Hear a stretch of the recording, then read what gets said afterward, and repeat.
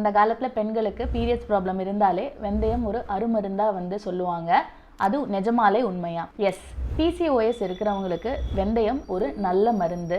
அதில் இருக்கிற சில கெமிக்கல்ஸ், தட் இஸ் 4-ஹைட்ராக்சி ஐசோலியூசின், ட்ரிகோனாமெலின், கெலக்டோமெனன், இந்த 3 கெமிக்கல்ஸும் பார்த்தீங்கன்னா உங்களோட பாடியில் இன்சுலினோட சென்சிட்டிவிட்டியை வந்து அதிகப்படுத்தி கொடுக்கும். அதாவது ஏற்கனவே இன்சுலின் இருக்கும் ஆனால் சரியாக ஒர்க் பண்ணாது, அதை வந்து அதிகப்படுத்தி கொடுக்கும். இதே தான் வந்து உங்களுக்கு பிசிஓஎஸ்க்கு நாங்கள் யூஸ்வலாக தர மெடிசன்ஸில் வந்து இருக்குது. அதாவது நம்ம மெட்ஃபார்மின் தருவோம், இல்லாட்டி மயோ இனோசிட்டால்னு ஒரு பவுடர் தருவோம். அது ரெண்டுமே இன்சுலின் சென்சிட்டிவிட்டியை அதிகப்படுத்துது. அது ஒரு குறிப்பிட்ட அளவில் அதிகப்படுத்தும், இது வந்து அதை விட கம்மியாக அதிகப்படுத்தும். பட் ஆக்ஷன் அதே தான். வெந்தயத்தை நம்ம எப்படி எடுத்துக்கலாம் அப்படிங்கிற போது ஒவ்வொருத்தரும் ஒன்று சொல்லுவாங்க. கடிச்சு சாப்பிடலாம், இல்லாட்டி ரோஸ்ட் பண்ணி சாப்பிடலாம் அப்படின்னு.